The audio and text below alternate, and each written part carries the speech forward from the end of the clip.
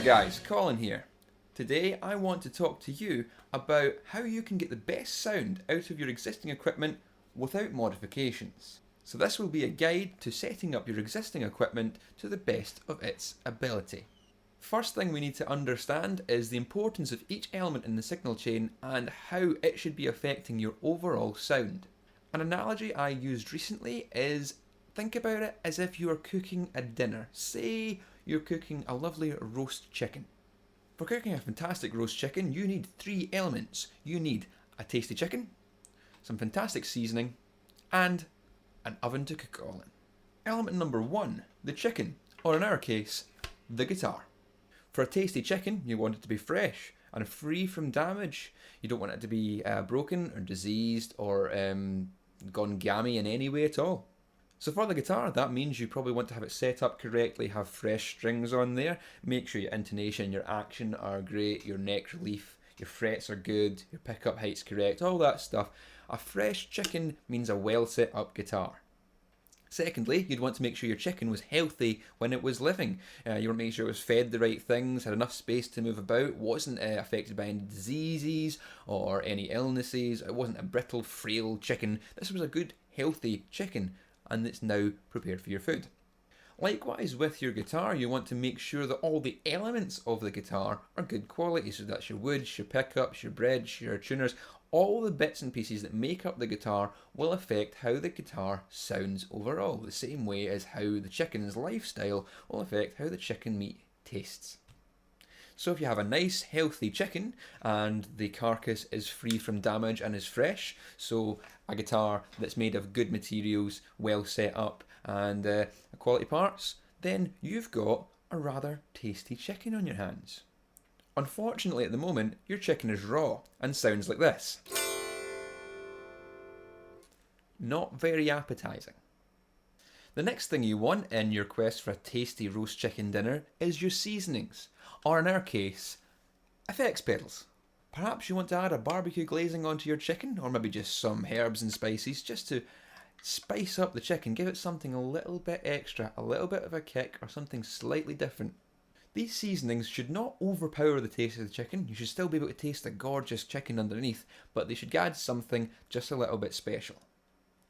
So that's what you want to do with your effects pedals. You want to make sure they're not covering up the sound of the guitar, just adding something a little bit more vibrant, a little bit interesting, just making it sound that little bit more palatable than just a plain ordinary chicken. So even with your lovely chicken and your great glazings on it, it still doesn't taste appetizing yet. There's one more thing that you need to do, and that is stick it in the oven, or in our case, amplify. A well-cooked chicken tastes fantastic. It doesn't taste like the oven that it was cooked in, it tastes like the chicken, it tastes like the glazing, but because of the way the oven affects those elements, it tastes different and new and unique. It doesn't taste like they did before, but it definitely has the elements of those brought forth due to the power of the oven. So with your amplifier, you definitely want to change the sound of your guitar and your effects pedals into something better and more palatable and more interesting sounding than just the guitar and the effects on their own. But what you don't want to do, again, is to use the amplifier to totally colorize the sound of the guitar and the effects so that you can't hear those coming through. Overcooking and undercooking are both destructive to the taste of your meal. Likewise with the amplifier. Too much with the amplifier and you'll sound horrible. Too little and you'll give people food poisoning. Remember that your guitar is the most important thing. Then the effects are there to enhance it, and the amplifier is there to change the guitar's raw sound into something that people do want to hear. But at the root of it, you need to have that tasty chicken underneath. So how can you improve the sound of your guitar without changing any of the parts? One thing that I see most people doing with their guitar is putting their volume and tone controls right onto 10. And what that does, especially with the bridge pickup, is gives a very sharp, biting sound which can be unpleasant.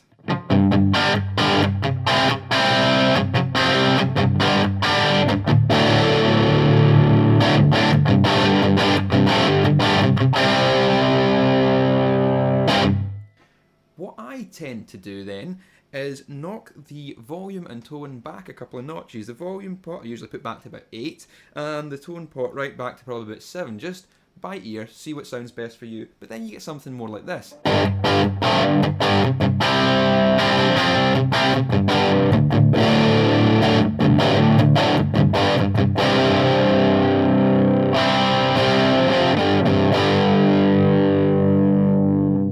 And you get a more pleasant sound out of the guitar because it's not biting so much. A more vocal quality, a more natural quality than if you were to rack everything up to 10.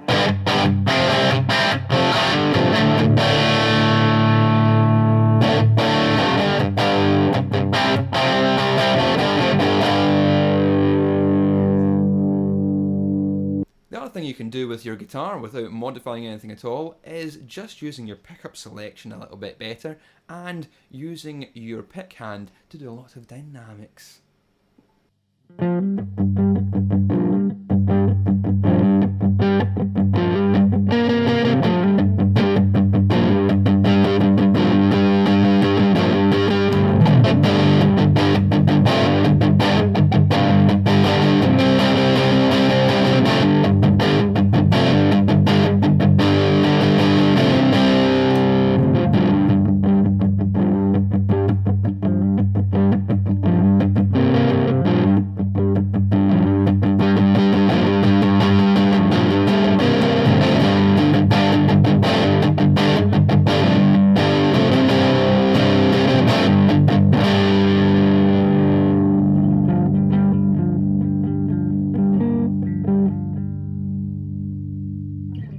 Now let's look at setting up the amplifier so it sounds as best as it possibly can. There's a little technique I heard about a while ago for this and I found that it works quite well. The concept behind it is that each control on the amplifier has a point in its travel where it starts to make such a drastic difference, a sweet spot or a cusp point.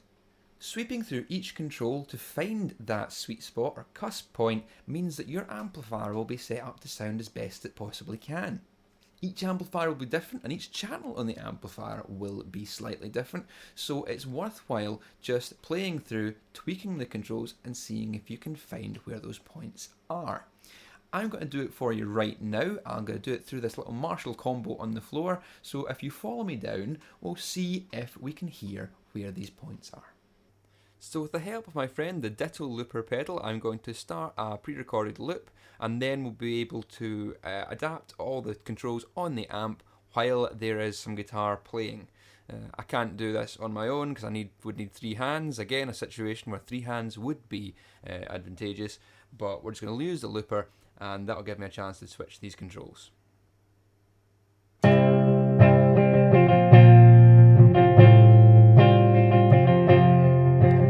So I'm starting with all the EQs and gain and everything pretty much at 12 o'clock, so we've got them quite flat at the moment. We'll start off with the clean channel here, and I'm just going to look at the gain first off, so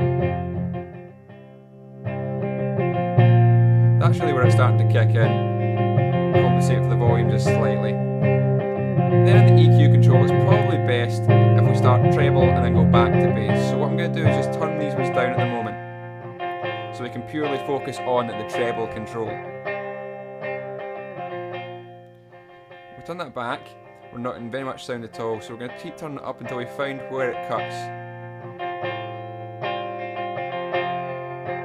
I would say about there is where it starts to make the most effect.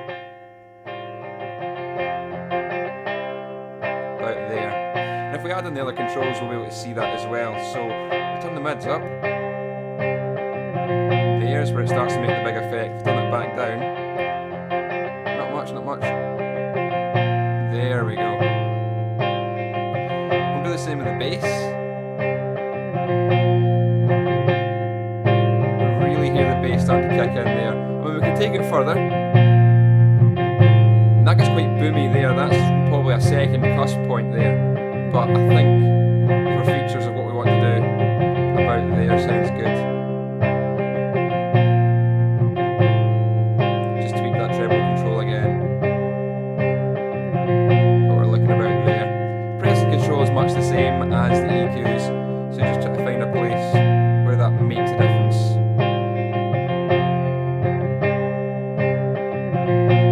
Probably about there, quite high, that presence control there.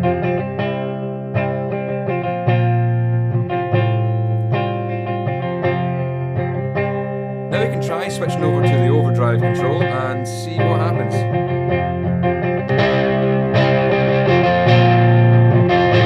Again, start with the gain, turn that back down.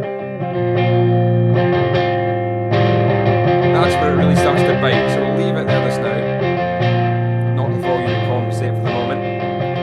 Then we can look at the EQ controls again, so start with the treble and then move on to the other two. So knock these back.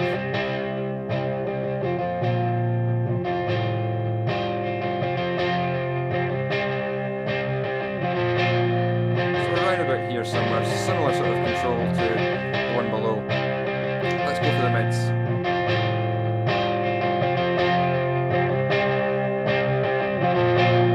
Right there, that's exactly where it is, where it's starting to push.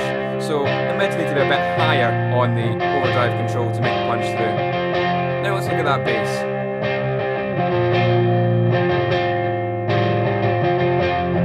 Again, maybe a bit higher than the clean control. That's where it's starting to kick in. It's not doing much after that, so we'll leave it where it is.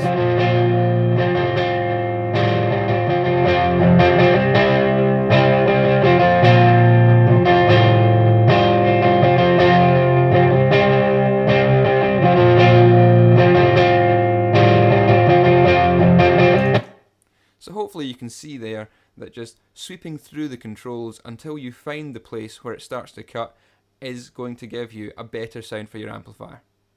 Following all these general rules will hopefully get you to have the best sound out of the equipment that you have. It's always important that you try to improve your sound with the equipment you've got rather than assuming that better equipment will make you sound better.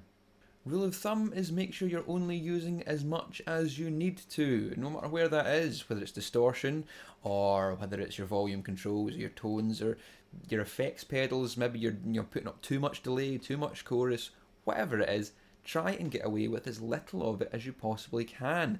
Set it to where you think you need it, and then maybe notch it back a little bit. Less is usually more, especially with guitar equipment, so make sure you're not overdoing it. It also means that if you're rolled back slightly, you can always boost it forward instead of being sitting on 10 and having nowhere to go. I hope this was helpful. If you want to subscribe to my channel and see more content, you can hit the subscribe button here. I'm also available on the Facebooks and the Google Pluses should you want to talk to me there. All that's left for me to say is I'm very hungry for chicken. See you later, guys.